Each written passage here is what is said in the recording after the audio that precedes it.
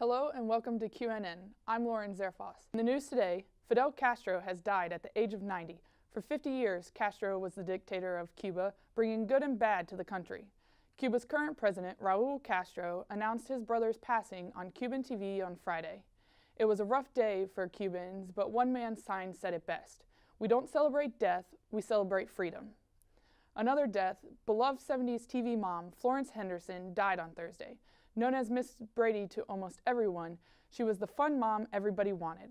In 2010, Henderson appeared on Dancing with the Stars and came back to the ballroom this year to support her on-screen daughter, Maureen McCormick. McCormick, along with other stars, took to Twitter reacting to her passing. 2,000 people came to Lucas Oil Stadium, home of the Indianapolis Colts, on Tuesday morning. For the past 5 years, the Colts and U.S. Foods have teamed up with Lucas Oil Products, Major, and Citizen Energy groups to host families that might not be able to pay for a Thanksgiving meal. More than 100 volunteers were there to help out. Some of these volunteers were Colts cheerleaders and former Colts players just trying to put a little extra smile on the faces of the families. Megan Turner, a senior hockey player at Quinnipiac University, took a different path than most women to play college hockey.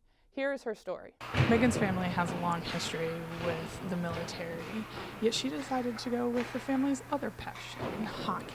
My name is Megan Turner. I'm a senior forward on the Quinnipiac women's ice hockey team. I started skating when I was 2 years old. So my parents lived in Texas and I have 4 older siblings. And basically they were playing soccer down in Texas and moved up to New Hampshire for my dad's job. So they put my brothers in hockey and then they loved it, so they built a rink in our backyard. And I was the last, so when I was 2 years old they put me in these little pink and white skates and put me in a organized boys league when I was 4, and from there I've just been playing hockey since. I was a nurse, my dad was a pilot in the Air Force, and they met there, and just even their siblings, my mom has, it's a huge family. My mom has 7 other siblings, my dad has 6. So, and out of those, I can't even count the amount that are in the military, if it's cousins, aunts, uncles, whatever. So it's just, like hockey, it's another thing that's just in our family. It's just part of our family. My brothers they all went into the military. So Jeffrey went to the Naval Academy. Well, they all went through some sort of military training. Jeffrey obviously had 4 years of just straight military training in college. James did stuff during the summers to become a commissioned officer. And then Kevin did ROTC during the year while doing engineering. I don't know how they did it. But so that was kind of their path. And Kevin's still active. The other 2 are reserves right now and working full-time in other jobs. But that was, hockey's still a part of their lives. They're like, why don't you go in? I'm like, meh, maybe not for me. So did hockey bring you guys together?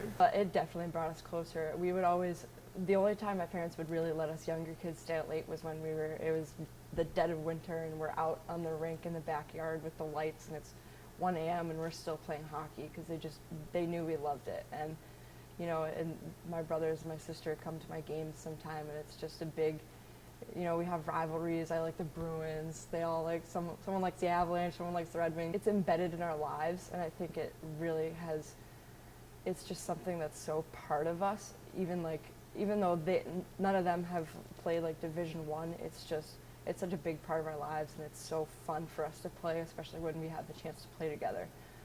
So my dad actually still builds the rink, and he hopes for the good weather for when we come home for Christmas. So I guess we'll see in a couple weeks about that. Thanks for joining us for this QNN newscast. I'm Lauren Zarefoss. Have a good night.